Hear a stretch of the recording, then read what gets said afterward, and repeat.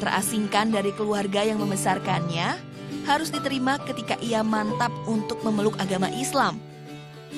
Ini pilihan saya, bahwa pilihan saya harus masuk logika saya dulu gitu. Nah itu semuanya proses awalnya itu karena memang pernikahan saya yang pertama dulu dengan beliau gitu. Jadi saya belum sama sekali yang namanya mempelajari ataupun memang menyadari apa yang saya ambil gitu. Akhirnya saya kepengen tahu gitu, Islam itu seperti apa sih gitu. Dan saya juga kepengen mendalaminya juga gitu. Sebenarnya untuk menjadi seorang muslim itu harusnya bagaimana gitu. Nah akhirnya saya banyak baca buku, terus saya juga banyak bertanya sama beberapa ulama gitu ya. Terus juga saya sering pengajian gitu, sampai pernah masuk pesantren gitu. Semua itu memang setelah saya udah pelajari, saya sudah paling tidak sedikit yang saya masuk akal gitu, baru saya minta diislamin kembali. Dari situ mulai saya yang namanya sholat, terus baca-baca Al-Quran, terus juga mengikuti perintah-perintah yang ada di ajaran Al-Quran bahwa muslim itu seperti ini. Karena apa? Karena saya sudah menemukan titik logika saya, bukan karena pernikahan saya lagi gitu. Mungkin awalnya iya, tapi setelah saya menginginkan belajar sendiri, logika itu masuk ke diri saya. Begitu saya pindah keyakinan, keluarga saya semuanya sudah menganggap saya itu tidak ada di keluarga mereka.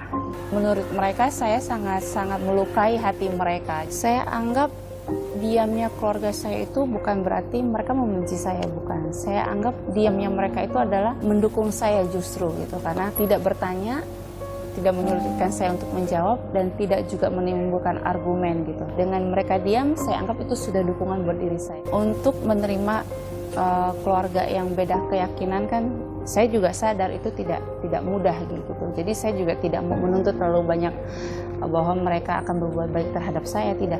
Yang penting buat saya adalah saya mendoakan saja. Kalau misalnya Ramadan atau Idul Fitri, mereka banyak berkunjung ke rumah saya, apalagi Idul Fitri gitu, karena mereka tahu saya sendiri selesai sholat Id pasti saya pulang ke rumah sendiri gitu. Pada saat selesai sholat Id, saya lihat teman-teman saya sungkeman dengan orang tuanya gitu.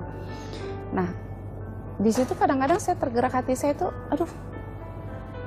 mereka itu mengeluarkan air mata, meminta maaf kepada orang tuanya gitu, dan mereka itu sebenarnya bahagia gitu karena di situ kesempatan mereka untuk meminta maaf gitu kan, walaupun di hari-hari biasa bisa, tapi momen Idul Fitri itu kan kayaknya suasananya beda gitu. Dan pada saat mereka sungkeman itu buat saya tiba-tiba saya jatuh air mata gitu, kok saya nggak pernah ngalamin kayak gini ya, kok saya nggak ada keluarga kayak gini ya.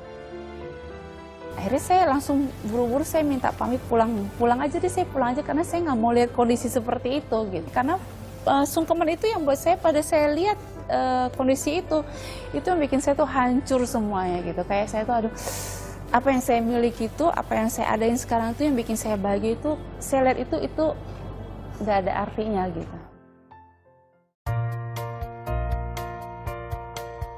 Saya sih apapun keputusan kita yang kita ambil gitu, kalau menurut kita itu sebuah logika, jalankan. Tapi harus dengan logika, bukan dengan yang terbawa arus, atau bukan dengan karena ada apa dan sesuatu apa.